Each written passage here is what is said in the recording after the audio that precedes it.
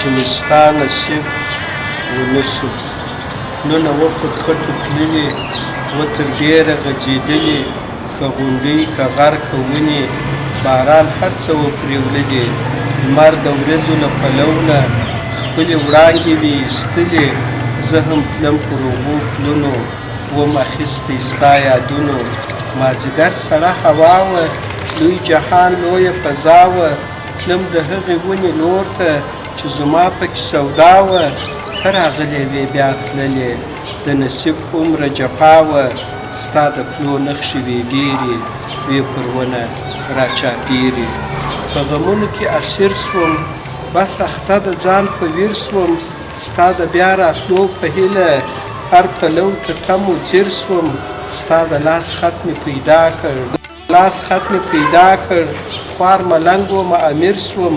ته په لیک کې ښکارېدلې لکه شمع ځلېدلې، جګه پزه او پیزوان دي، سپینه غاړه سره مرجان دي. هغه ستا سرکشه وریځې، هغه ګڼ ګڼ باڼوګان دي، ګلې ستا جذابې سترګې، تورې څوڼې تور ماران دي، سپینه خوله او غونډه زنه، سور سالو او لوړه ونه. تا لیکلي سلامونه، له دردو ډک پیغامونه، بیا به ما او تا نه وینو که څه تیر سي ډېر کلونه.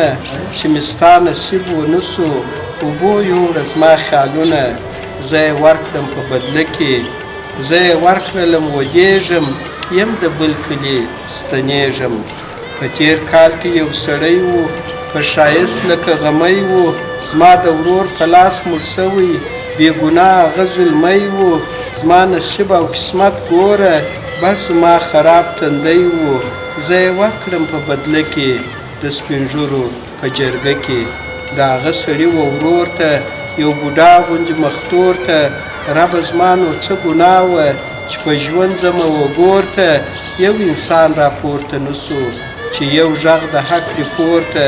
خط و خلاص توره تیاره وه، هولناکه توره شپه وه. مننه.